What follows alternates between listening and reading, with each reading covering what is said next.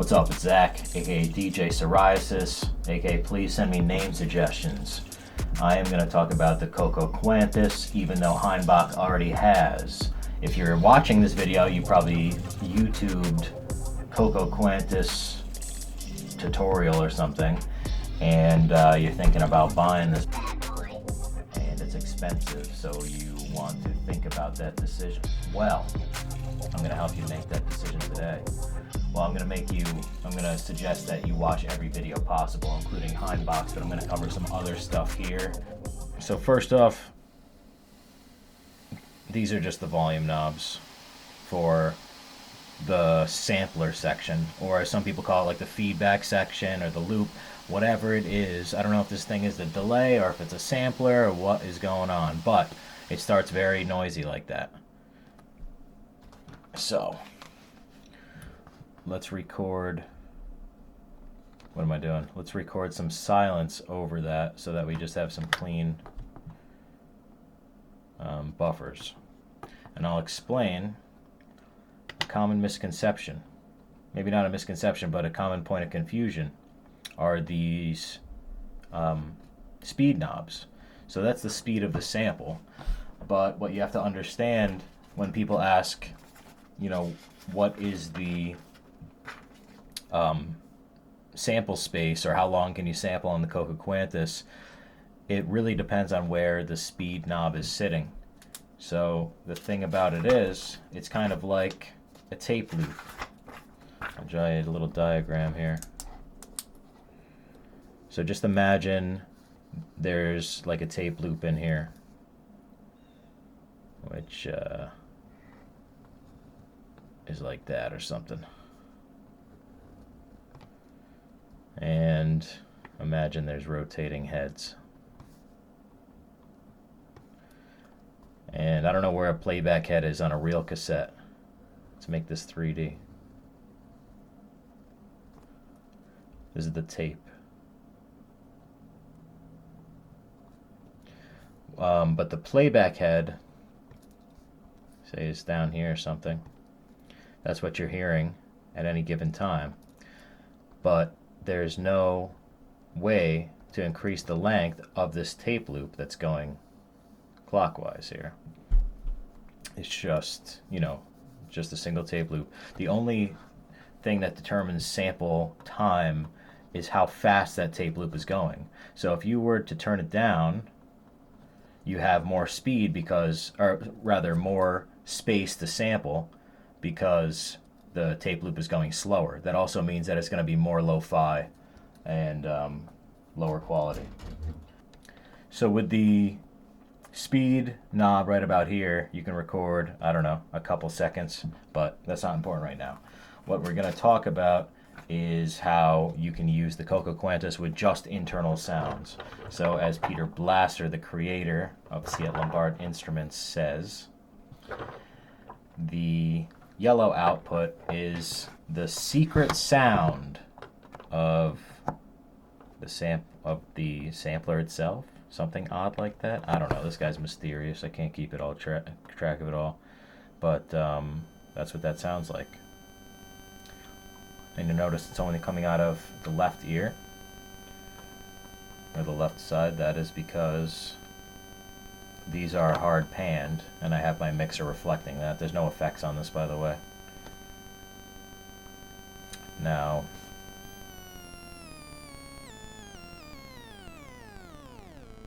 so there's a bit of a range there. So what you can do with this internal sound, first of all, let's make it stereo.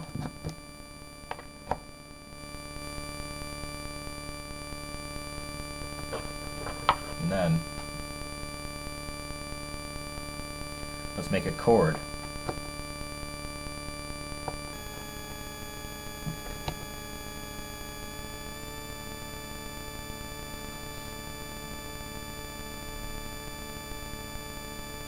So that's something you can sample. I'm sampling on both sides right now. So we can, and the speed knobs are in a similar position, so we're gonna get like very slightly off loops. let's turn down the inputs and just hear what we just sampled.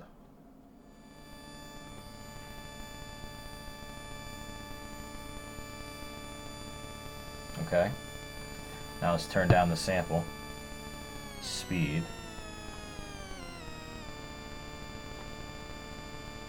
Let's bring back the original sound, or the input rather. And remember, this, the tone of it has changed because this was affecting the tone before. So that's just one example of something you can do with just the sounds. And we're not even talking about the Quantussy yet. This is really the main sound and envelope generator of this thing. So you can also use a triangle wave from one of the Quantussys to mix that in, or one of yeah, I don't know what one of these things are called. The whole thing is the Quantussy, or I should say Quantussy. Okay, it's kind of hard to hear, so let me just do that one. Right, so, and that it wouldn't be audible if this was, well, maybe, let's see. Right, so that's the LFO position. So there's 3 different positions for this Dolby switch.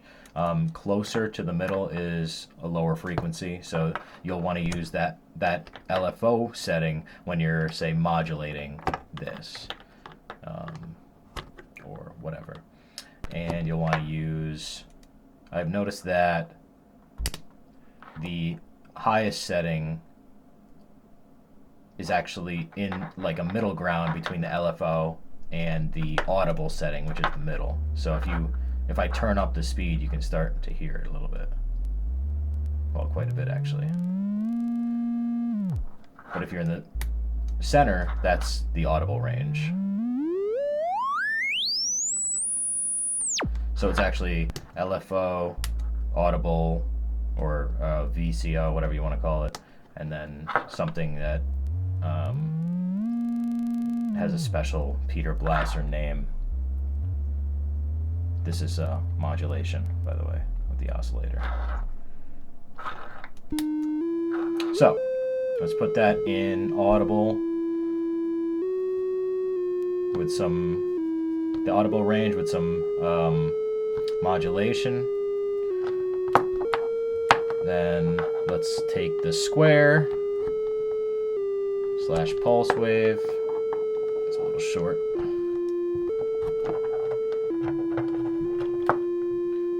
Take the square, put it in this one.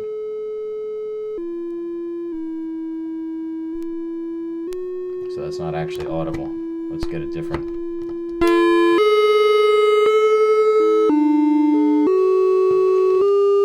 And let's bring back in the secret sounds.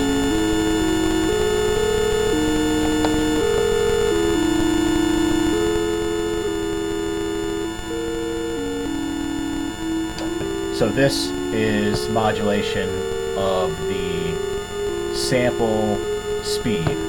So if we turn this off, this is what we sampled a moment ago. Let's just listen to this one. Let's modulate that now. So it's modulating the sample speed here. And you can kind of control that modulation with this knob in strange ways that I haven't really defined. So I'm not really sure exactly what that does. But it does change the modulation. So let's do that. Let's do this. Let's send the same modulation to this side, so it's kind of in sync.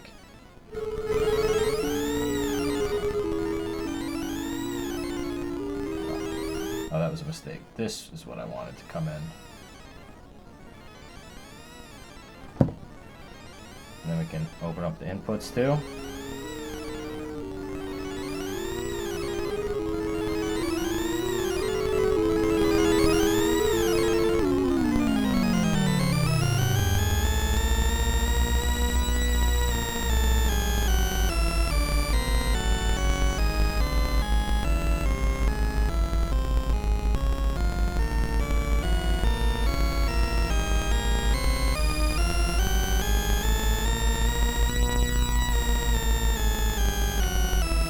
sample that. So that's the great thing about this instrument, is you can kind of just like keep modulating the sample and then resample that.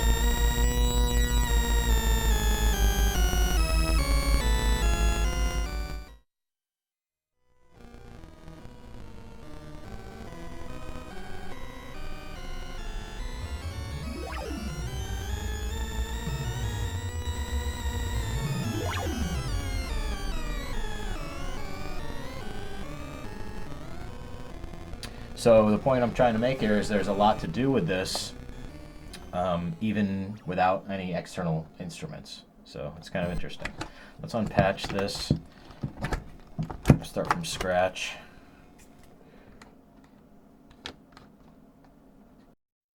Overwrite the buffers with silence.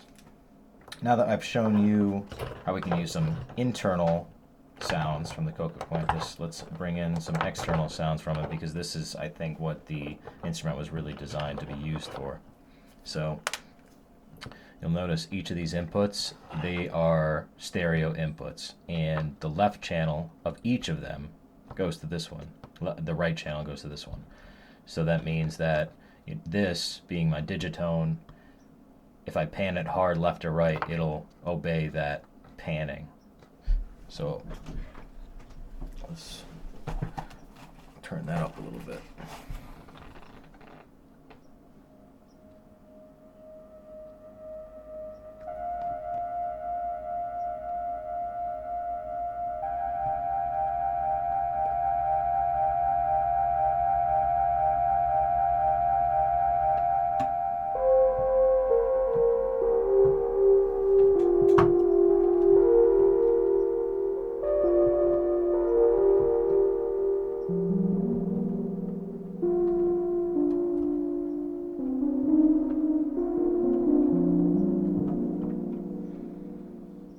But I have my Lyra 8 right here.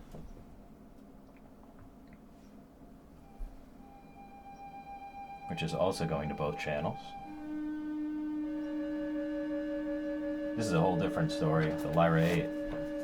But I think together with my digitone, we can create an interesting little soundscape here.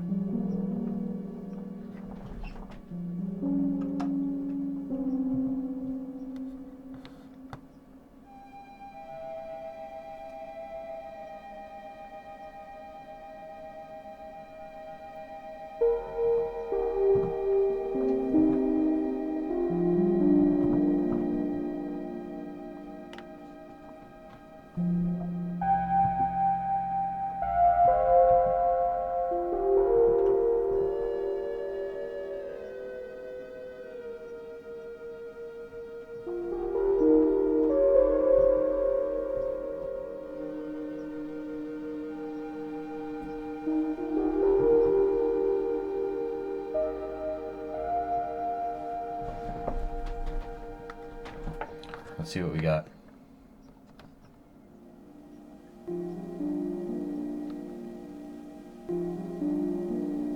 Wow.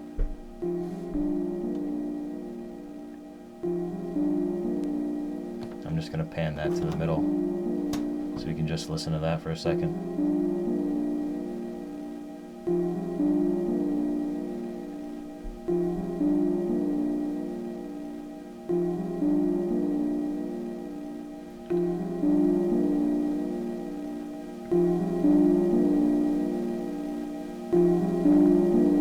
I'm gonna bring in some delay and reverb for this. This is just, I didn't expect to get something like this.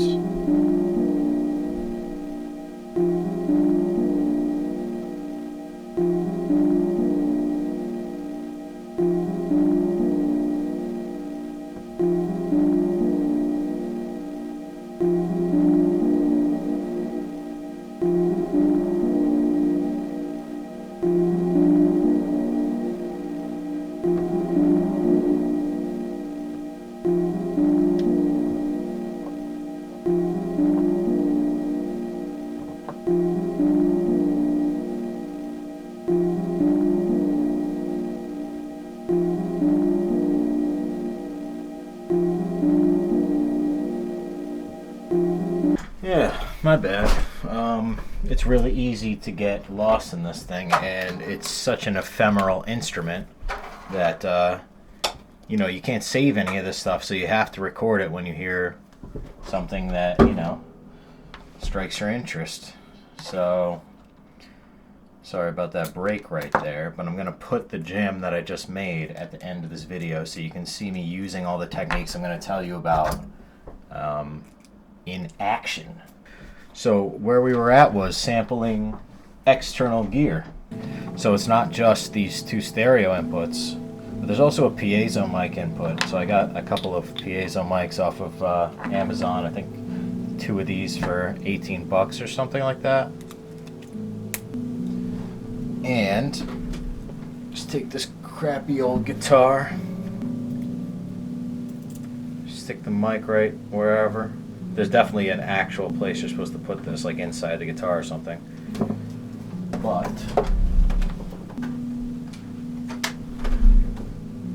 this will do just fine.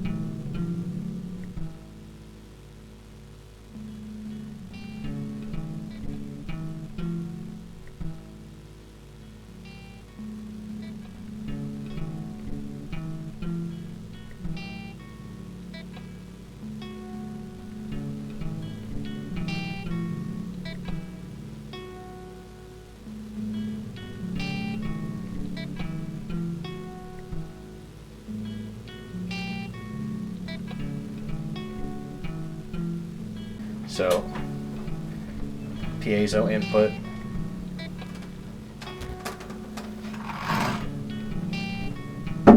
regular stereo input, or finally the XLR input.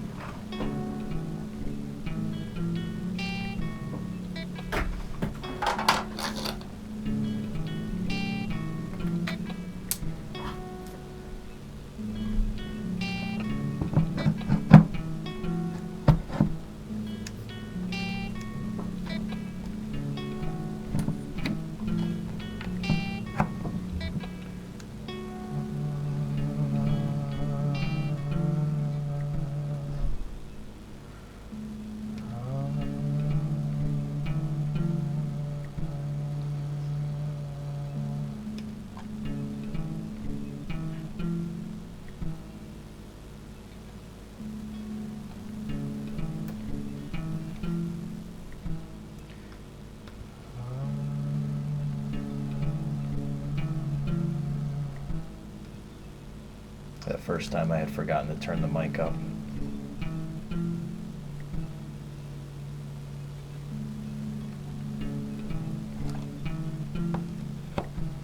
One thing that I wish that this thing did was not record the sample over itself.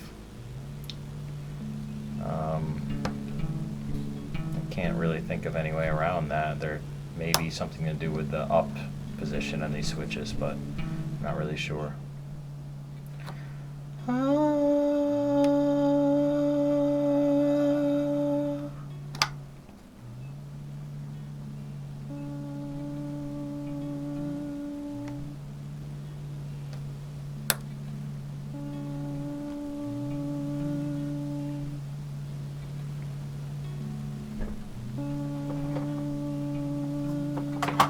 So those are the three ways you can input instruments into the Cocoquantus. Now that I've shown you all of the ways to internally and externally sample sounds, I will show you how to modulate those sounds. So I already showed you the speed one. Let's just do that one more time. And we'll put this in LFO mode.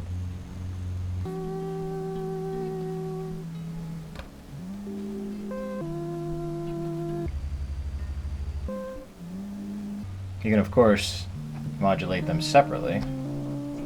That one will go from this one. It just creates like congruency if you were modulating them both with the same oscillator. Just as a reminder, this is the square wave output and this is a triangle wave output, and that's the same for all 5 of these. So you can basically just think of these as like 5 duplicated oscillators. This is input to change what type of. So this isn't necessarily always a square wave. It's just what's called like a pulse/Castle mod, whatever that means, and that will be affected by this. So if you were to modulate from, say, this triangle wave to this pulse mod selection input, which is reflected by the lighting, then you can hear, that the square wave is kind of modulated. It changes what this oscillator does based on the selection of lights here.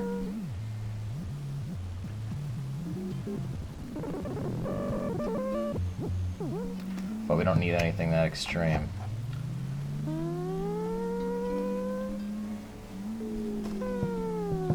So let's take out that modulation for now, and let's do some step modulation. So now these will step in order with each other.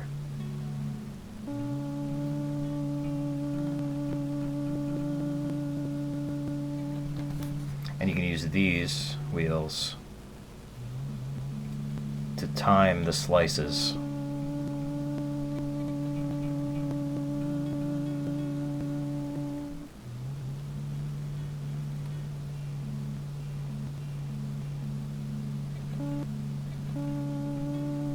The same goes for the flip input.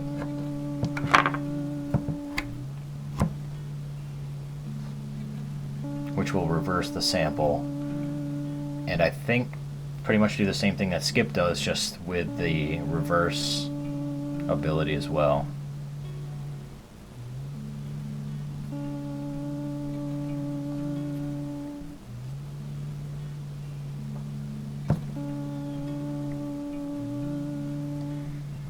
So let's bring in some of the techniques that we were talking about before by having a chord come in over here.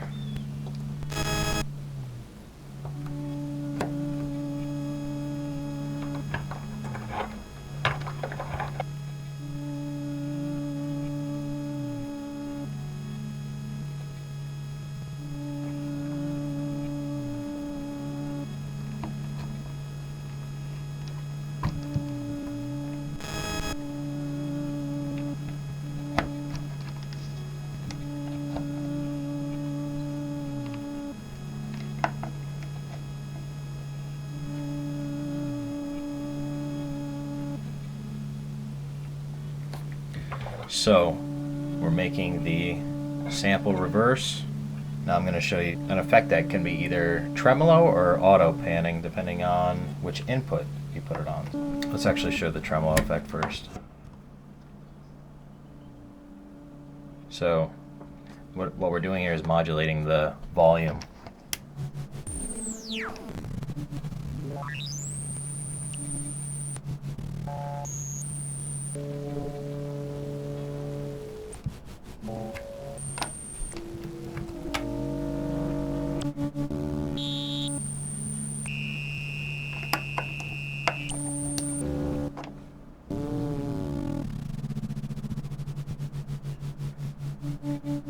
So there's the tremolo effect I was talking about. Now, you can do the same thing with an input. So let's get that same tremolo going on the secret sound input.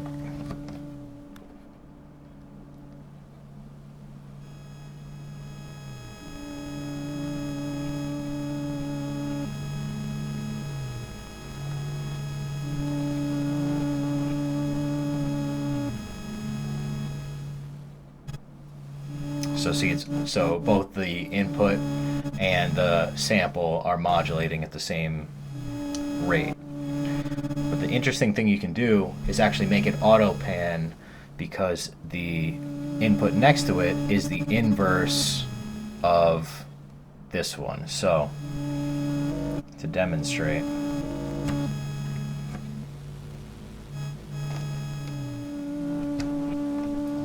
let's keep it simple first. So now, when this sample decreases in volume, this sample will increase in volume. So you're washing between the two. And if you have the right oscillator modulating that, you can get a very interesting auto panning effect. On top of that, maybe you don't want an imbalance of sound, so you don't want the left side to be silent when the right side is coming through here.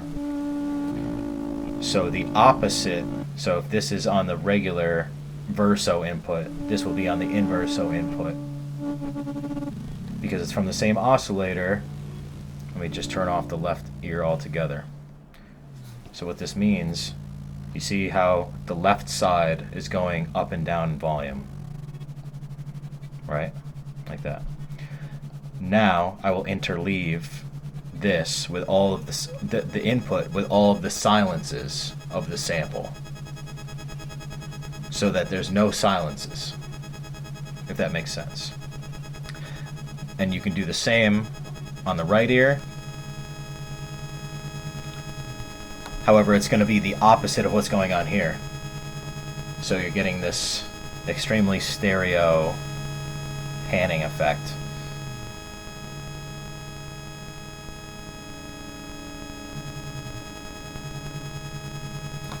So you're only hearing the input on one ear at a time. Same for the sample, but they're alternating. So that's just an effect that I like.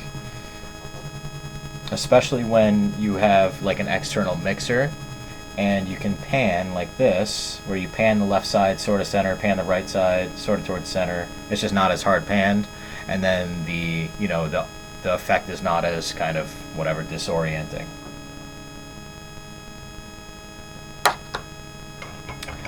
So that's basically it for the Cocoquantus. Let me turn that off. So yeah, it does seem quite daunting to learn, but it is not a very complex instrument. Like I showed you, there's 4 inputs, which amounts to 3 ways to input sound. There are 2 or 3, say, main internal sound generation sources, being the square wave, whatever, I'll just call this the weirdo wave, and the triangle wave, and the secret sound. So there's 3 internal things to sample. And then there are, let's see, 1, 2, 3, 4 main places of modulation for the sample, and 1 place of modulation for any input. And these probably do something too. I think they're supposed to turn off the input, but I'm not sure. I never use them actually. So there is some mystery to this device still. By the way, if this video has been out of focus the entire time, it's because we're in quarantine and the video man extraordinaire cannot do his thing. But really, that's generally it for the Cocoquantus. Oh shit, I have 4 seconds left before this turns off. Peace.